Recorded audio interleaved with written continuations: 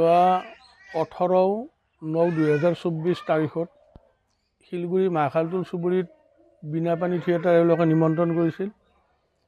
প্ৰথম দিনা মোক মঞ্চ উদ্বোধন কৰাৰ কাৰণে এখেতসকলে দায়িত্ব দিছিল আৰু ময়ো বিনা দ্বিধাই মানৱতাৰ খাতিৰ ৰাখি এই থিয়েটাৰৰ মঞ্চখন উদ্বোধন কৰিছিলোঁ। তাৰপিছত থিয়েটাৰ 3 দিন চলিল। 3 দিন চলাৰ পিছত 4 নম্বৰ দিন পাৰ হ'ল। 5 নম্বৰৰ দিনা মই শিলগুৰি ৰাজগৈৰহৰ অন্তৰ্গত শিলগুৰি ৰাজগৈৰহে গোপনীয়াকৈ তেওঁলোকে মিটিং কৰি সদস্যবিলাকক জনাই দিলে, চব মানুহকে ক'ব দিলে আমাক হেনো মোৰ লগতে আকৌ 3 ঘৰ আছে সামাজিকভাৱে বৰ্জন কৰা হৈছে। মোৰ ঘৰত কোনো মানুহক যাব নেদে, মোক কাকো মাতিব নিদিয়ে, এনেকুৱাকৈ ৰখা হ'ল। যিয়ে নহওক মই তেনেকৈ চলি আছোঁ। আজি 1 মাহ 21 দিন পিছত তেওঁলোকে আৰু মাইক যোগে ঘোষণা কৰিলে মোক সম্পূৰ্ণ এঘৰীয়া যে কৰিছে, মোৰ লগত কোনো সম্পৰ্ক ৰাখিব নালাগে। 1 মাহ 21 দিন পিছত তেওঁলোকে আকৌ ঘোষণা কৰিলে। ইয়াতে আমি অলপ মৰ্মাহত হ'লোঁ, দুখটো পায়ে আছোঁ, আঘাতটো পায়ে আছোঁ। তাৰপিছত মোৰ পত্নীয়ে গৈ শুৱালকুছি থানাত এখন এজাহাৰ দিলে। এজাহাৰ দিয়াৰ পিছত থানাক আমাক যেতিয়া মাতিলে, থানাত আমি যিটো ব্যৱহাৰ পালোঁ, মেইন অচিৰ পৰা যিটো ব্যৱহাৰ পালোঁ, আমি মুঠেই সন্তুষ্ট নহয়। তেওঁ আমাক একেবাৰে হেয়জ্ঞান কৰা আমাৰ পৰিলক্ষিত হৈছিল। আমি অতি নিৰাশ মনেৰে থানাৰ পৰা ফিৰি আহিব লগা হৈছিল। মই একেবাৰে মানসিকভাৱে ভাগি পৰিছোঁ, অত্যন্ত লাজো পাইছোঁ। মোৰ অপৰাধটো আছিল মই থিয়েটাৰৰ প্ৰথম দিনাৰ মঞ্চখন উদ্বোধন কৰিছিলোঁ, সেইটোৱে মোৰ অপৰাধ। সেইটো অপৰাধতে আপোনাক সেই অপৰাধতে।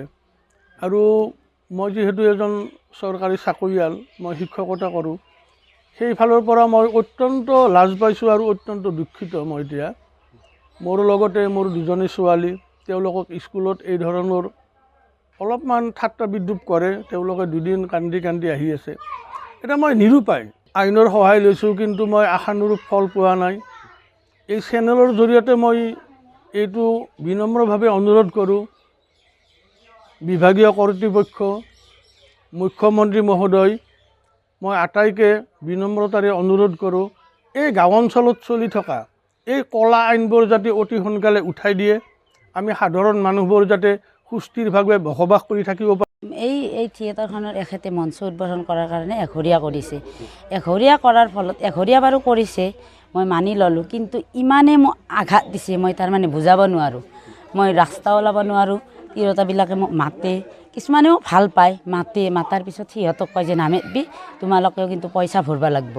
মাতাৰ বিনিময়ত সিহঁতে সেনেকৈ কয়। মোক আহি আৰু পিছদিনা কয় যে তোক মাতবা নোৱাৰোঁ, আমি মাতিলে তাৰমানে আমি পইচা দিব লাগে। মই আৰু তেতিয়া কওঁ যে পইচা ভৰিব নালাগে, মোক মাতবাও নালাগে।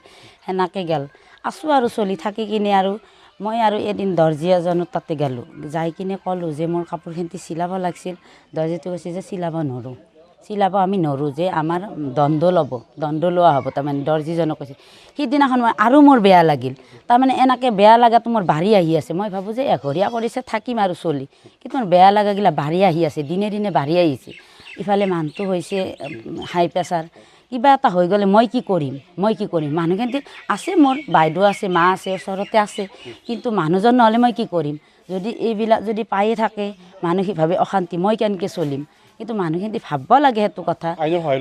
আইনৰ সহায় ল'লোঁ। এজাহাৰখন ময়ে দিলোঁ। দিয়াৰ পিছত মই আইনৰ পৰাই কিন্তু একো নাপালোঁ। শুৱালকুছি থানাত দিলোঁ মই। যিজন আৰু মানে ছাৰ আৰু ফাৰ্ষ্ট অচিজনে কৈছে, তেখেতৰ পৰাই তাৰমানে একোৱে নাপালোঁ, অপমানহে পালোঁ। লাষ্টত অপমানহে আমি ল'লোঁ। ভাল ব্যৱহাৰ কৰা নাই, একো ভাল ব্যৱহাৰ কৰাই নাই তেখেতে। কিন্তু 2জনী বাইদেউজনী আৰু ছেকেণ্ড অচিজনে কৰিছে। সিহঁতৰ পৰাই ভালখিনিয়ে পালোঁ আমি, কিন্তু তেখেতৰ পৰাই আমি একো হেৰিয়ে নাপালোঁ। মাতাৰ কাৰণে ভৰিব লগা হৈছিল। ল'ৰাজনে বন্ধু, বহুত 23 বছৰৰ পৰা আজি ল'ৰাজন আমাৰ ঘৰত যায়ে থাকে। একদম নলে গলে লাগে তাৰমানে, আৰু ঔষধ দিছে। এই প্ৰেছাৰ হৈছে, ঘৰতে আছে। মই ফোন কৰিলোঁ যে তোৰ অলপমান ঔষধ লৈ আছোন, টেবলেটকেইটা। সি জানে আৰু, সি তাতে মোবাইলতে থাকে। মই লৈ যাই আছোঁ, এইটো টেবলেট না লৈ গৈছে, দিবা গৈছে। যাৰ পিছতে পিছদিনাই মাতছি যে মিটিঙত মাতা হ'ল। আছে মিটিঙত মাতা হেৰিও আছে।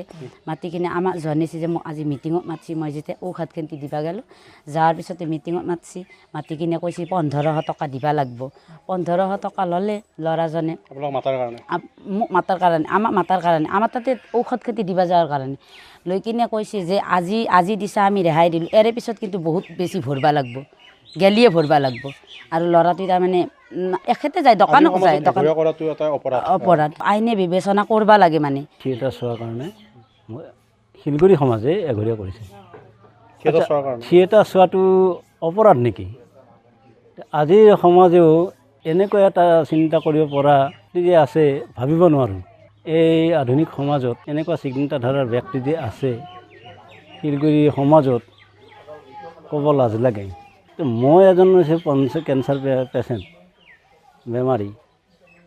মই চুবুৰী শিলগুৰি মাহলদল চুবুৰীৰ বাসিন্দা, ইয়াতে মোৰ জন্ম। গতিকে মই শিলগুৰি সমাজখনক চাম নে মই চুবুৰীটোক চাব লাগিব? চুবুৰীটোৱে মোক সহায় কৰিছিলে, পইচা তুলি হওক কিবা তুলি হওক তেখেতসকলে মোক সহায় কৰিছে বেমাৰৰ সময়ত। তেখেতসকলে আমাক বহুতখিনি সহায় কৰিলে। গতিকে সেই সমাজখনক মই এৰি মই আন এখন সমাজত কেনেকৈ থাকোঁ? সেইখিনি কথা মই শিলগুৰি সমাজত অৰ্থাৎ মোৰ খেলৰ মানুহখিনিক কৈছিলোঁ যে মই এনেকৈ বেমাৰী মানুহ, গতিকে আপোনালোকে সেইটো বিবেচনা আপোনালোকৰ। মোক তেখেতসকলে সহায় কৰিব লাগিছিল নে আজি এঘৰীয়া কৰিব লাগিছিল? আমি থিয়েটাৰখন চোৱাৰ কাৰণে আমাক এঘৰীয়া কৰিলে। আমি কিয় চালোঁ? আমাৰ মানুহটোৰ বেমাৰ, মোৰো বেমাৰ হৈছে। মোৰ বিপদত মানে মোৰ মালিকক চেন্নাইত লৈ গৈছিল মোৰ ভাইটিটোৱে, মোক চাইছে মোৰ ভাইটিটোৱে। ইয়াৰ এই চুবুৰীৰ বাকীয়ে আমি দুখীয়া মানুহ এনে খুজি খুজি অলপ চাইছে আৰু। কিন্তু আমাৰ যিখিনি মানে গাঁৱৰ মানুহ, শিলগুৰি গাঁৱৰ মানুহ ভাগি বংশ যিখিনি আছে, আমাৰ সিহঁতে খবৰো লোৱা নাই। আমি কি কৰিম? যেতিয়া মোৰ ভাইটিটোৱে চালে, মোক বেমাৰত চালে, কিন্তু আমি মোৰ ভাইটিটোৱে দেখি চাম নে তেখেতসকলে চাম? তেখেতসকলেতো মোৰ খবৰে লোৱা নাই।